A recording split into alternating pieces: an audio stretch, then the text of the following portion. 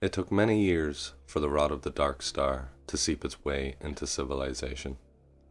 It began slow, at first, as most things do, whispered from the lips of the medics that looked after Al-Jahold on the day of his return. As that slow fire began to spark, Alja was brought in for a debriefing on what had happened to him.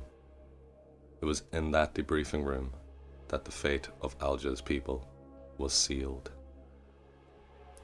Having been given new sight by the technologies of his people, and speaking of his journey through the dark, he watched as the faces of high command turned from fear to curiosity.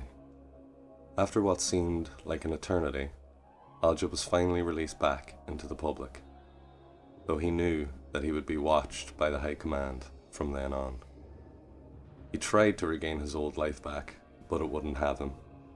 Nightmares haunted his nights, and his days were spent in ruination in the form of a nameless amount of drugs and alcohol.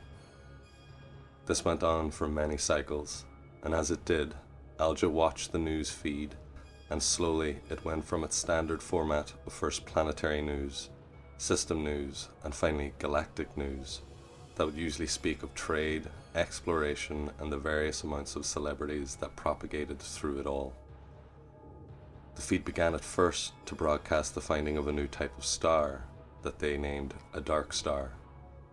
Then over the months, the feeds spoke of the rising of cults that worshipped the new star, and at the start, the spokesperson on the feeds were against the atrocities these new cults brought with their teachings. But soon, they began to speak for these cults. This was when Alja could bear no more. And though he had stood on the edge of his apartment building many times, he found, as he always had, that his body froze, and he found that he could only move back from the edge and not over it.